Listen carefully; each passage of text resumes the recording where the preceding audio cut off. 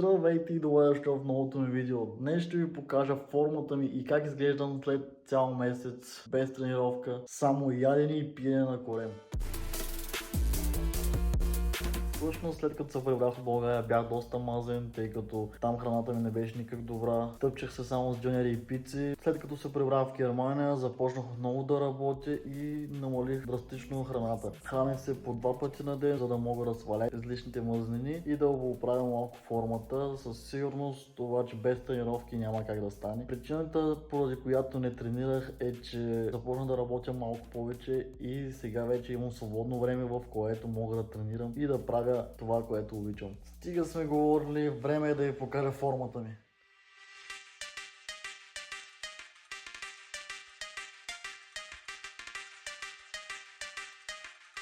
Artlist.io.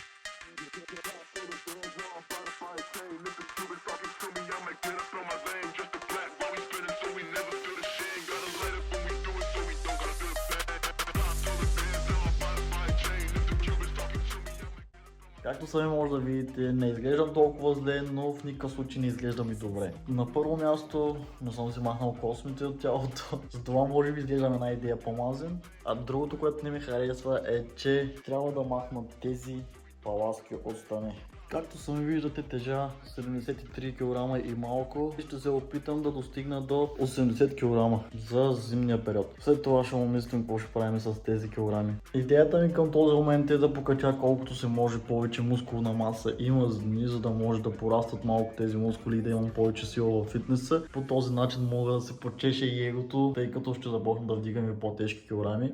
Това е формата ми. Мисля, че не е толкова зле. Има още къде да се работи. Нека започна с първото хранене за днес, което ще се състои от няколко яйца и малко суджук. След това се стягам чаната и отивам да подтренирам. След като нарязах суджука, е време да загрея тигана и да сложа да се бърже. Няма да слагам никакво олио, тъй като суджука си е достатъчно мазен и не виждам смисъл да слагам олио, тъй като не искам да стана прасе, а просто да покача леко мазнини, за да порастат мускулите. Към този етап не смятам никакви калории или макрози, тъй като се опитвам да изям възможно най-много храна, богата на протеини, въглехидрати. Когато започна да свалям килограмите, тогава виждам смисъл да смятам калории, но към този етап не виждам никакъв смисъл, а и също така си позволявам да ям малко по-вкусна храна и не се решавам. Не казвам, че е правилно, но за мен работи и мисля да се продължавам по същия начин. Със сигурност аз няма да стана бодибилдър, не пък искам да стана, а просто да си вляза в някаква добра и нормална форма. И така вече съм готов с първото хранене за днес и вече е време да стягаме багажа и да потренирам. Идвам към фитнеса, като ще променя някои работи от тренировъчната ми програма. Едно от тях ще бъде, че ще тренирам 4 пъти в седмицата, а не 3 както тренирах преди. И така, ще се видим във фитнеса. Първото ми упражнение за днес ще бъде разгъване за бедра. С тези слаби крачета ще трябва да направя 2 серии по 15 повторения, за да може да загрея добре краката, като няма да използвам цялата си сила, а между 50 и 60% от силата, която имам. След това трябва да правя клек, но тъй като имам болки в кръста, ще сменя клекът с лег прес.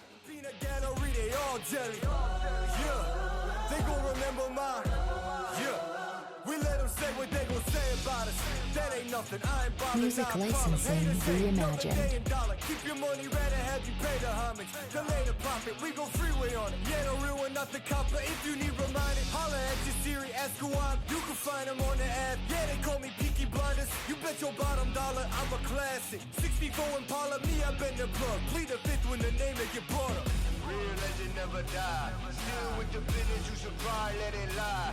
Side 4 9, that's Korea suicide. Tell them one time, forever in my Artlist.io. remember my name. Yeah. They gon' remember my. Yeah. I've been making y'all believe they remember my name. We ain't not the same, no. Real since day one and I ain't gon' change. Ви казах, следващото ми упражнение е лег прес. Не съм правил лег прес от доста време и не знам колко ще са ми килограмите, но тук трябва да направя 3 серии по 8 или 10 повторения. Просто ще експериментирам днес, за да знам за следващата седмица колко килограма трябва да сложа, за да направя 3 работни серии.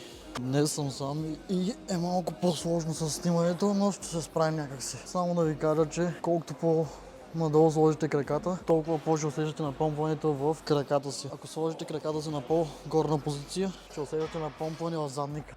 Ние не тренираме за гъс. Тук тежестта е 100 кг, като мисля, че ще бъдат лекички, но за първа серия става.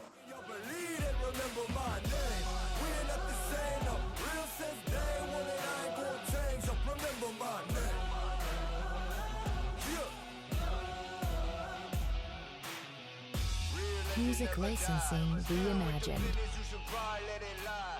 Особено лекички, но и тежки не са, може и още. Тук тежестта е вече 150 кг, ще усетя малко повече. Сега ще видим дали ще направим поне една осмица.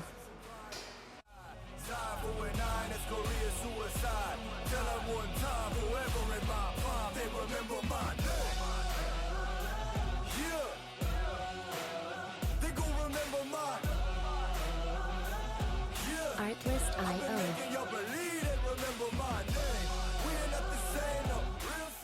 Успях да направя осмица, не мисля да дигам повече килограмите, тъй като днес ми е първи ден и е по-добре да не се товаря толкова си. Казах ви, няма да вдигам повече килограмите, но сложих по още една десятка от двете страни, за да стане тежестта 170 кг. Все пак да усетим някакво напомпване, но сме дошли на разходка.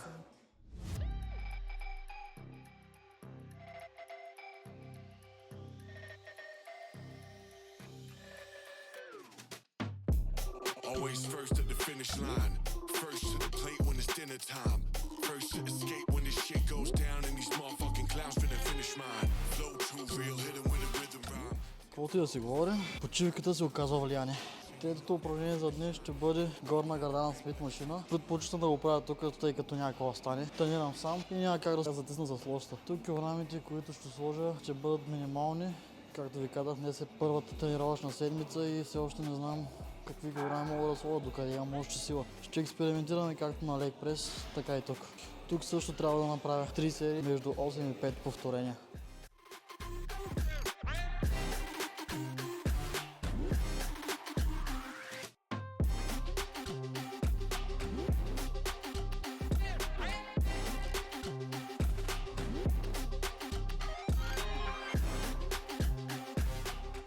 Тежестта е вече 50 кг, без да се смятаме на лоста.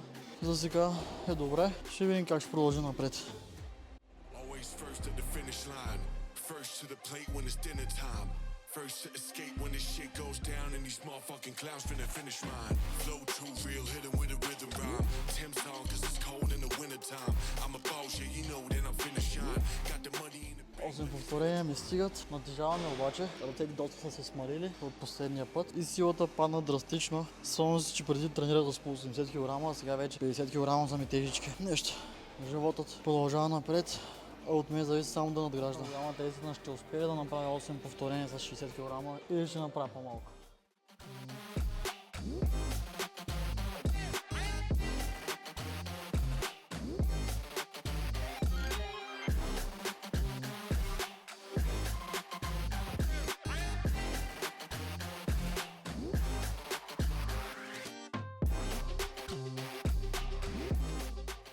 Успях да направя и 8 повторения за 60 кг. Всъщност, лоза тежи сигурно 15-20 кг плюс 60 е около 70-75 кг. Добре, това упражнение е кросовър с кабели. Не знам дали ще мога да снима това упражнение, тъй като има доста хора там. И със сигурност някои от тях няма да искат да участват в видеото, тъй като немците са малко по-студени хора и не обичат много да се показват. Така, малко се поизчисти, затова ще ви покажа втората ми серия. Тежестта е 10 кг и ще се опитам да направя 12 повторения.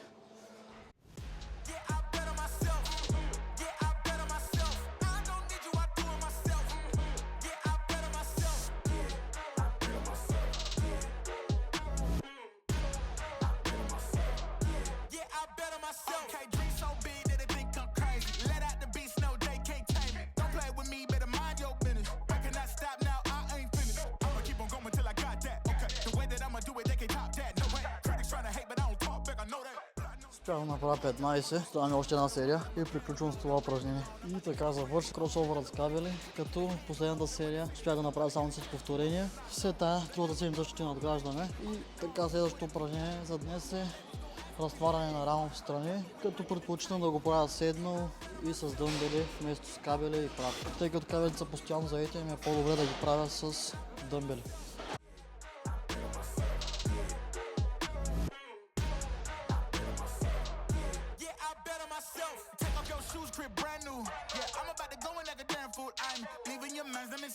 candles, you know. Light up the wax like a candle. Like me on fire, watch me heat up the track.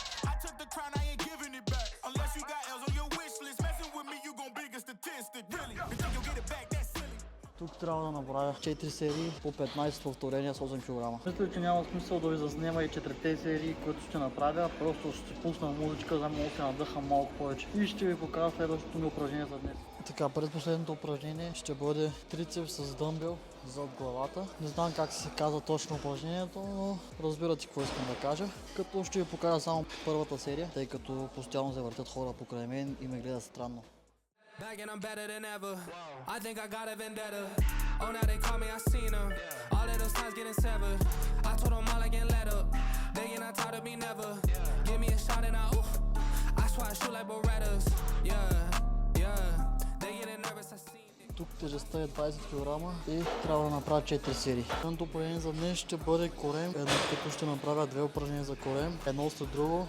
Едното ще се състои там на земята, а от другото просто ще вися на един от тия лостове. Ще си повдигам краката. Фитнес са напълни, няма да мога да го заснема, но се надявам да сте разбрали.